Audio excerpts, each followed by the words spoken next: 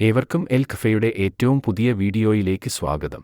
മമ്മൂക്കയെ കേന്ദ്രകഥാപാത്രമാക്കി Mammootty company produce ചെയ്ത് Mithun manual എഴുതി വൈശാഖ് സംവിധാനം ചെയ്യുന്ന ടർബോ റിലീസിന് 4 ദിവസം ബാക്കി നിൽക്കെ ഈ വർഷത്തെ കേരള ഹൈസ്റ്റ് ഗ്രോസേഴ്സിൽ 2ാം സ്ഥാനത്തുള്ള ആടുജീവിതത്തിന്റെ പ്രീസെയിൽ കളക്ഷനായ 1,03,00,000 റിലീസിന് 4 ദിവസം ബാക്കിയുള്ളപ്പോൾ മറികടന്നിരിക്കുകയാണ്.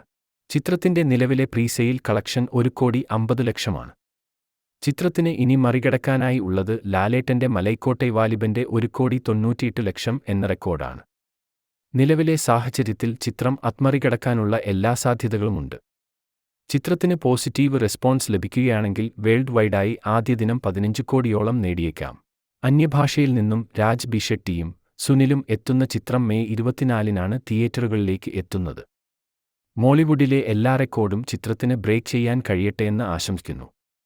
കൂടുതൽ സിനിമാ വിശേഷങ്ങൾ അറിയുവാനായി ചാനൽ മറക്കാതെ സബ്സ്ക്രൈബ് ചെയ്യൂ.